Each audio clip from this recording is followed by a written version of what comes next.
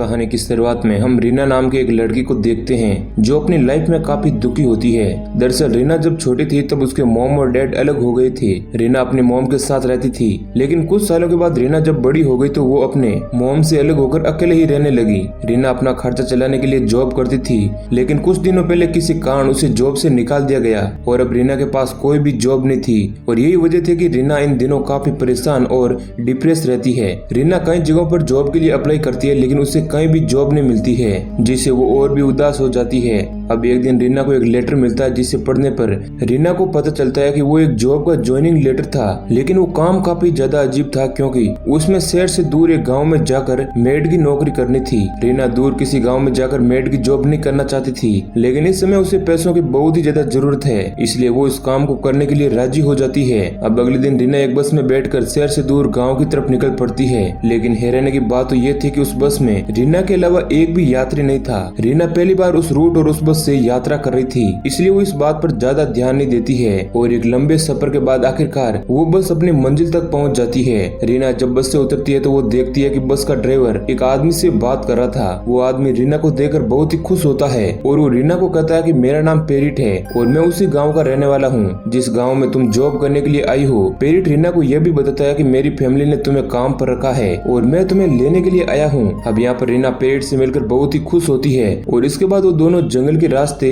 से होते हुए गांव की तरफ निकल पड़ते हैं। रास्ते में रीना पेरिट से पूछती है कि आखिर वो लोग शहर से दूर जंगल के बीच बसे गांव में क्यों रहते हैं। इस पर पेरिट रीना को कहता है कि हम लोग खेती और शिकार करके अपनी जीविका चलाते हैं, इसलिए हम पूरी तरह से आत्मनिर्भर हैं और हमें बार बार शहर जाने की जरूरत नहीं होती है। अब रीना भी पेरिट की बातों से एग्री करती है और वो दोनों बातें करते हुए जल्दी गाँव पहुँच जाते हैं। हम देख पाते हैं कि गाँव बहुत ही ज्यादा छोटा था और वहाँ चारों तरफ शांति थी। गांव पहुंचने पर गांव की महिलाएं आगे बढ़कर रीना का स्वागत करती है और इसके बाद पेरिट की छोटी बहन मायरा रीना को उसका कमरा दिखाती है। गांव में आकर रीना बहुत ही ज्यादा खुश थी क्योंकि गांव की महिलाएं उसके साथ काफी ज्यादा फ्रेंडली थी। अब कुछ समय बाद जब रीना मारिया और उसकी फैमिली के साथ खाना खाने के लिए जाती है तो वो ये देखकर पूरी तरह से हैरान थी कि पेरिट की फैमिली मेंबर्स काफी ज्यादा धार्मिक थे। अब खाना खाने के बाद पेरिट की छोटी बहन रीना को उसका काम समझाती है और साथ ही वो रीना को अपना गाँव भी दिखाती है। अब रीना और मारिया जल्दी अच्छी दोस्त बन जाती है और रीना शहर के शोर शराबे से दूर इस गांव में आकर बहुत ही ज्यादा खुश थी।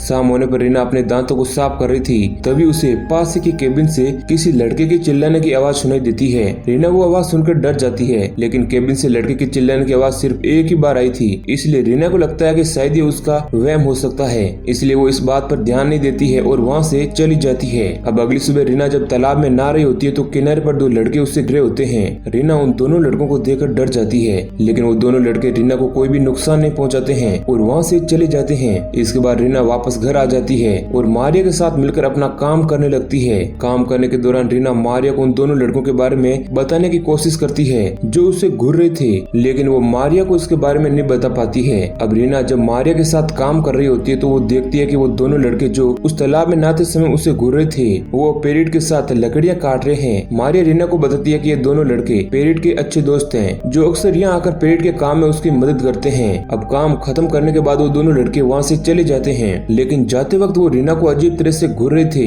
जिससे रीना डर जाती है। अब अगले सीन में हम रीना को पेरिट के घर पर गांव की औरतों के साथ काम करते हुए देखते हैं। काम करने के दौरान जब एक लेडी रीना से पूछती है कि क्या तुम इस गाँव के किसी लड़के के साथ शादी करके हमेशा के लिए इसी गाँव में रहना चाहती हो, तो इस पर रीना बोलती है कि नहीं, मैं इस गाँव में हमेशा के लिए नहीं रह सकती हूँ। अब यहाँ पर पेरिट भी आ जाता है जो रीना से कहता है कि अब हम तुम्हें कभी भी इस गाँव से बाहर नहीं जाने देंगे। अब पेरिट की बात सुनकर रीना गुस्सा होकर घर से बाहर आ जाती है क्योंकि कहीं न कहीं उसे डर था कि कहीं गांव वाले सच में हमेशा के लिए उसे गांव में ही कैद ना कर दें और वो यहाँ पर शहर से किसी से मदद भी नहीं मांग सकती थी। अब रीना के घर से बाहर जाने के बाद पेरिट घर के अंदर काम कर रही लड़कियों को ध्यान करवाने लगता है। अब मारिया रीना को मनाने के लिए घर से बाहर आती है और उसे समझाती है कि पेरिट तो सिर्फ मजाक कर रहा था, लेकिन रीना इस समय काफी ज्यादा गुस्से में थी, इसलिए वो मारिया की बातों पर ज्यादा ध्यान नहीं देती है। अब पेरिट और गाँव की कुछ महिलाएं भी रीना को समझाने के लिए घर से बाहर आ जाती है और उसे सॉरी बोलती है, लेकिन रीना अभी भी बहुत ही ज्यादा गुस्से में थी। अब अचानक से पेरेट के घर के बाहर बंद पड़े केबिन में से डरावनी आवाजें आना शुरू हो जाती है, जिसे सुनकर सभी लोग डर जाते हैं और अगले ही पल केबिन का दरवाजा खुलता है और उसके अंदर से एक अजीब सा आदमी बाहर निकलता है। रीना उस आदमी को देखकर पूरी तरह से डर जाती है, क्योंकि वो आदमी काफी ज्यादा डरावना था और अब वो डरावना आदमी रीना पर हमला करने के लिए उसके साथ गलत काम करने की कोशिश करने लगता है। जिसके बाद रीना अपनी जान बचाने के लिए वहाँ मौजूद लोगों से हेल्प मांगती है, लेकिन कोई भी रीना की मदद करने के लिए तैयार नहीं था, क्योंकि वो आदमी काफी ज्यादा पावरफुल था जो अपने रास्ते में आने वाले लोगों को बहुत ही बुरी मौत मारता था। अब इससे पहले कि वो डरावना आदमी रीना के साथ कुछ गलत करता, वहाँ पर वही दोनों लड़के आ जाते हैं जो तालाब में नहाते समय रीना को घूरे थे। उन दोनों लड़कों में से एक का नाम जैक और दूसरे का नाम डेविड था। अब जब जैक और डेविड रीना के साथ गलत होता हुआ देखते हैं तो वो उस आदमी पर हमला करके रीना को बचाने की कोशिश करते हैं, लेकिन वो आदमी बहुत ही ज्यादा पावरफुल था जो बड़ी ही आसानी से उन दोनों लड़कों को डिफीट कर देता है और अब वो एक बार फिर से रीना की तरफ बढ़ने लगता है। अब रीना की जान बचाने के लिए मारिया सभी के सामने अपने कपड़े निकालकर उस डरावने आदमी को अपनी तरफ आने के लिए कहती है, जिसके बाद वो आदमी रीना को छोड़कर मारिया की तरफ बढ़ता है। मारिया अपनी जान बचाकर वहाँ से भागने लगती है और वो डरावना आदमी भी मारिया के पीछे पड़ जाता है। उस आदमी के वहाँ से जाने के बाद गाँव की महिलाएं रीना को बताती है कि उस डरावने आदमी का नाम जैक्सन है जो बचपन से ही ऐसा है और वो लड़कियों को देखकर बहुत ही जल्दी उनकी तरफ अट्रैक्ट हो जाता है। इसलिए उसके बड़े होने पर गाँव की महिलाओं को जैक्सन से बचाने के लिए उसे केबिन में बंद कर दिया गया, लेकिन आज उसने किसी तरह खुद को आजाद कर लिया और बाहर आ गया। अब यहाँ पर रीना समझ चुकी थी कि ये गांव दिखने में जितना सिंपल और प्यारा दिखता है वो असल में उतना ही ज्यादा रहस्यमय भी है, इसलिए रीना अब जल्द से जल्द गांव से बाहर निकलना चाहती है। अब इसके बाद पेरेट रीना को बताता है कि वो इस समय वापस शहर नहीं जा सकती है, क्योंकि शहर जाने की बस अगले दिन शाम को आएगी। रीना ये सुनकर बहुत ही दुखी और परेशान होती है, क्योंकि आज गाँव में रुकने के अलावा उसके पास और कोई रास्ता नहीं था। अब अगले सीन में हम रीना को तालाब के किनारे बैठे हुए देखते हैं, जहाँ पर मारिया भी आ जाती है जो रीना को बताती है कि किस प्रकार वो जैक्सन से बच गई, क्योंकि इससे पहले कि वो मारिया के साथ कुछ गलत करता गांव वालों ने जैक्सन को पकड़कर वापस केबिन में बंद कर दिया। अब बातों ही बातों में मारिया रीना से कहती है कि तुम जय के साथ शादी क्यों नहीं कर लेती, क्योंकि उसने तुम्हें बचाने के लिए जैक्सन पर हमला कर दिया था। अब मारिया की बातें सुनकर रीना उस पर बहुत ही गुस्सा होती है और वहाँ से चली जाती है, जिसके बाद मारिया रीना को समझाने के लिए उसके पीछे जाती है। रीना इस समय काफी ज्यादा गुस्से में थी और वो लगातार आगे बढ़ रही थी। रास्ते में रीना को जैक और डेविड मिलते हैं। रीना ये देखकर मारिया से कहती है कि यही वो कारण है जिससे मैं किसी लड़के के साथ शादी करके गांव में नहीं फंसी रहना चाहती। रीना की बातें सुनकर मारिया उसे समझाती है कि हम लाइफ में किसी से भी प्यार कर सकते हैं, चाहे वो लड़का हो या फिर लड़की। मारिया की बातें सुनकर रीना समझ जाती है कि वो एक ऐसे गाँव में फंस गई है जहाँ के सभी लोग साइको है और वो कुछ भी कर सकते हैं। अब मारिया रीना को असलियत समझाती है कि गाँव वालों ने मिलकर एक प्लान बनाया और तुम्हें यहाँ पर बुलाया ताकि तुम इस गाँव में किसी लड़के से शादी करके उसके बच्चों को जन्म दे सको। दरअसल गांव वाले खुद को बाकी दुनिया से अलग रखते थे और अपने बच्चों को जन्म देने के लिए शहर की किसी मासूम लड़की को अपने जाल में फंसाकर गांव में लाते थे और इसके बाद वो लड़कियां कभी भी वापस नहीं जा पाती थी। रीना को गांव तक लाने के लिए गांव वालों ने ही शहर से गांव तक एक स्पेशल बस चलाया था। मारिया की बातें सुनकर रीना पूरी तरह से डर चुकी थी